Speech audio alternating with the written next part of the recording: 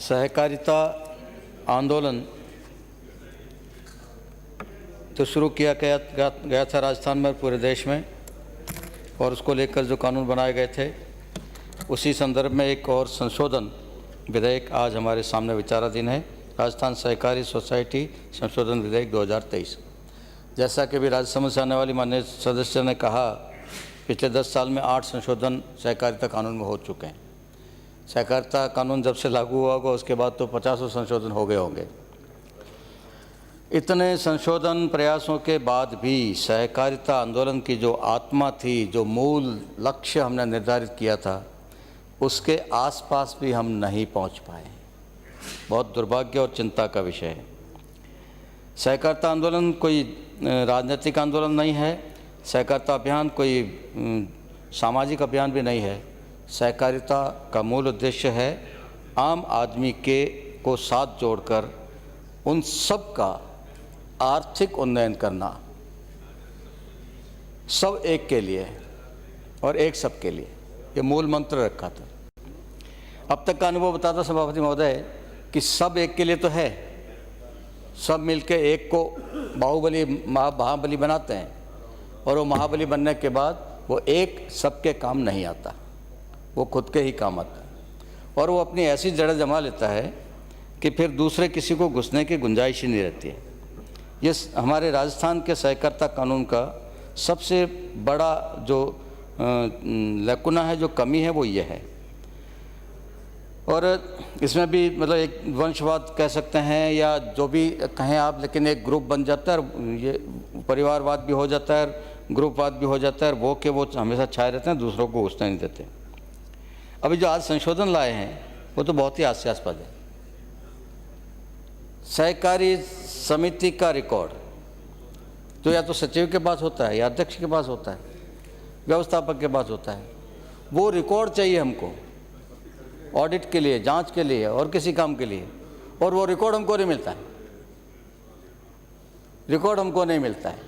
हमारा कर्मचारी, हमारा बनाया हुआ व्यक्ति हमारा रिकॉर्ड अपने पास ऐसे रखता है जैसे उसके बाप का माल है, प्राइवेट प्रॉपर्टी है, और वो मांगने पर उपलब्ध नहीं होता। और उसका एक क्लासिक उदाहरण मेरे अपने विधानसभा क्षेत्र में है।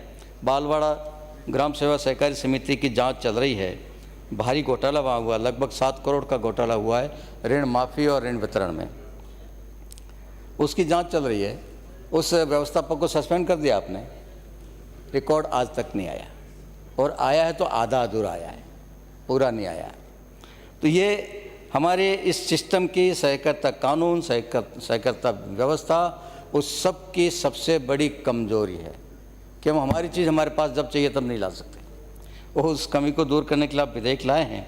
इसके बाद भी ये कमी दूर होगी कि नहीं होगी मैं नहीं कह सकता, लेकिन और भी बहुत सारी इसमें कमियां हैं। हम बार बार बात करते हैं महाराष्ट्र और गुजरात के सहकारिता सिस्टम की, बार बार से चौथी 1.5-2 साल पहले आप और संशोधन लाए थे, तब भी मैंने भी निवेदन किया था, और भी सत्ता पक्ष के माननीय सदस्यों ने भी कहा था महाराष्ट्र में और गुजरात में सहकारिता आंदोलन बहुत सफल है, राजस्थान में वैसा क्यों नहीं है, हमको सोचना चाहिए। मेरे ख्याल से उसमें रामलाल जी साहब बहुत अच्छा बोले थे, और उन्होंने गुजरात का उदाहरण भी दिया था।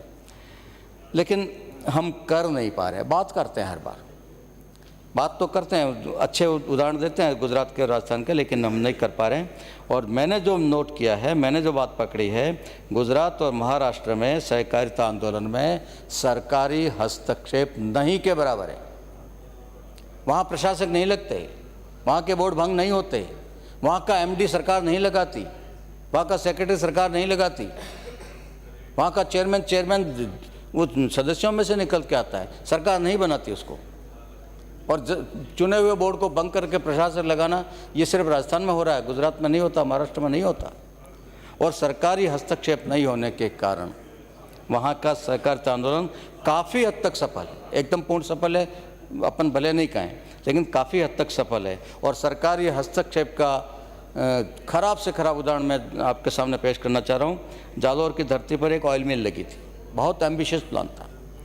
राजस्थान में 5 ऑयल मिल लगी थी, कोटा में भी थी, एक इधर उदयपुर के पास में भी थी, फतेहपुर में, फतेहगढ़ में, फतेहनगर, उधर एक हरियाणा गंगानगर में थी, 5 लगी थी, 5 की 5 बंद हो गई। जालोर के सबसे पहले बंद हुई, और सिर्फ इसलिए बंद हुई माननीय सभापति महोदय कि उस सरकारी अधिकारी उसमें एमडी लगते थे, एमडी और दूसरे कुछ अधिकारी सरकारी अधिकारी लगते थे, और वो उन लोगों ने जो उसमें जो भ्रष्टाचार किया, जो प्लांट खरीदा गया वो प्लांट इतना डिफेक्टिव था कि अपने पूरी ताकत लगाने के बाद भी अपनी कैपेसिटी का 60% से ज़्यादा प्रोडक्शन दे ही नहीं सकता था। जब तक वो प्लांट चला, जालोर ज़िले के किसानों को अपना सरसों बेचने के लिए कहीं जाने की ज़रूरत नहीं पड़ी। गांव-गांव में समितियां बनी थी, वो समितियां अपने गांव में खेत से ला के खरीदती थी और उस ऑयल मिल तक पहुंचाती थी, और फिर उनको अच्छा पैसा मिल रहा था। जालोर का सरसों उत्पादक किसान और बहुत अच्छी स्थिति में जा रहा था आर्थिक रूप से। उनके सपनों पे कुठाराघात हो गया, वो ऑयल मिल बंद हो गई क्योंकि वो अपनी पूर्ण क्षमता से काम कर ही नहीं सकती थी। और फिर भ्रष्टाचार और जो हुआ, सारे जो अधिकारी उसमें लगा, जो अधिकारी लगा, IAS लगा, चाहे RAS लगा, चाहे और कोई लगा, जो भी लगा, सिवाय भ्रष्टाचार के उसने कुछ नहीं किया। वो ऑयल मिल बर्बाद हो गई, उस अफसर का घर आबाद हो गया। ये एक सबसे स्पष्ट जी समाप्त तो हो ही रहा है कर्तव्य विभाग, आंदोलन समाप्त हो रहा है। तो मैं निवेदन ये करना चाहता हूँ, 2 मिनट और लूँगा। तो ये सब, इन सब बातों पर हमको ध्यान देना चाहिए और इस पूरे कानून को नए सिरे से ड्राफ्ट करना चाहिए और पूरा अध्ययन करने के बाद करना चाहिए। और अभी जो ये ऋण माफ़ी जो हुई थी उसमें भी भारी भ्रष्टाचार हुआ है, और सिर्फ सोसाइटियों तक ही हुआ ऋण माफ़ी का, बैंकों में तो हुआ ही नहीं, लेकिन सोसाइटियों में भी जिनको नहीं होना था उनका हो गया, जो मर गया आदमी उसका हो गया, जिंदा है उसका नहीं हुआ, ये सारा हुआ है। वो सारा प्रमाण सहित रिकॉर्ड पे ला चुके हम। बालवाड़ा में क्या हुआ है, अपने उधर जालोर ज़िले के 6-7 सोसाइटियों में ऐसा हुआ है, और उस सब के पुनासा में हुआ है। उस सब के बाद भी, तथ्य सामने आने के बाद भी हम उसमें कुछ नहीं कर पा रहे हैं और अपराधियों को सज़ा नहीं दे पा रहे हैं। इस राजस्थान के सहकारिता संस्थान सिस्टम का सबसे बड़ा खराब पहलू यह है कि यहाँ घोटाला करना बहुत आसान है और घोटाला करने वाले को पकड़ना बहुत मुश्किल, सज़ा देना तो और मुश्किल।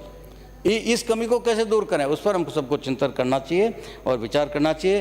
राजस्थान जालोर ज़िले में केवल जालोर ज़िले में 2000 किसान आज भी ऐसे हैं, 2000 से ज़्यादा, जिनका ऋण माफ़ होना चाहिए था 2019 में, और सोसाइटी से ब्रांच लेवल पे चला गया और ब्रांच लेवल से हेड ऑफिस लेवल पे नहीं गया, और वो अधूर जुल्म में लटक रहे हैं। न तो वो ऋण माफ़ हुआ है, न वो ऋण उनको वो भरना है कि ये कहा जा रहा है, और उसके कारण से उनको नया ऋण मिलना बंद हो गया है।